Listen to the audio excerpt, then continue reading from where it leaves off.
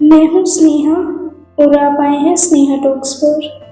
ये कहानी नहीं, एहसास है जो हम सबने कभी न कभी अपनी जिंदगी में जरूर महसूस किया होगा।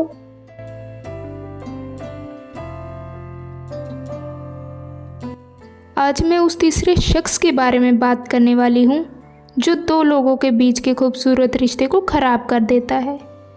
क्योंकि मैं नहीं चाहती आप भी उन्हीं हालातों से गुजरें जिनसे कभी मेरा सामना हुआ था।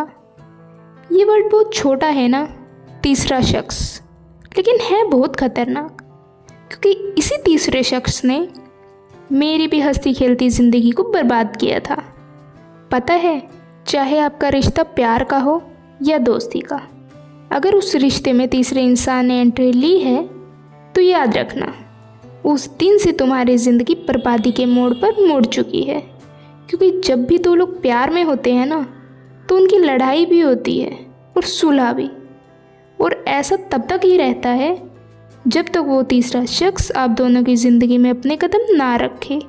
लेकिन जिस दिन वो तीसरा शख्स आप दोनों के बीच आ जाता है ना, वो लड़ाई सिर्फ लड़ाई नहीं रह जाती, वो एक शक बन जाता है, एक कन्फ्यूज़न बन जाता है और एक कंपैरिजन भी।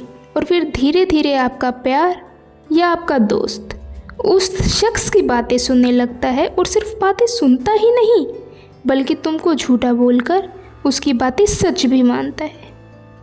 और वो तीसरा शख्स तुम्हें कभी महसूस भी नहीं होने देता कि वो तुम्हारे खूबसूरत रिश्ते को धीरे धीरे ख़त्म कर रहा है, बल्कि उसको लगता है वो तुम्हें सच्चाई से सामना करवा रहा है।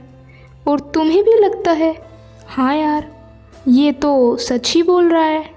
लेकिन तुम उस वक्त दुनिया के सबसे बेवकूफ़ इंसान बन जाते हो जिसने अपने प्यारे से रिश्ते को उस इंसान के बीच लाकर खड़ा कर दिया जिसे वो अच्छे से जानता भी नहीं। लेकिन मुझे लगता है गलती उस तीसरे शख्स की नहीं बल्कि उन दोनों की होती है जिसने उसे अपने रिश्ते के बीच आने दिया। उस तीसरे शख्स को अपने रिश्ते के बीच इतना स्पेस दे दिया कि उनके खूबसूरत रिश्ते को तोड़ने में वो सफल होने लगा।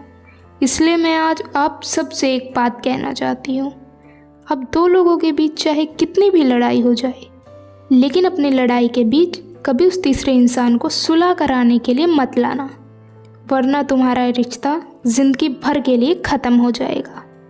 और एक गुजारिश मैं उस तीसरे शख्स से भी करना चाहती हूँ, मत करो दो लोगों के खूबसूरत रिश्ते को बर्बाद।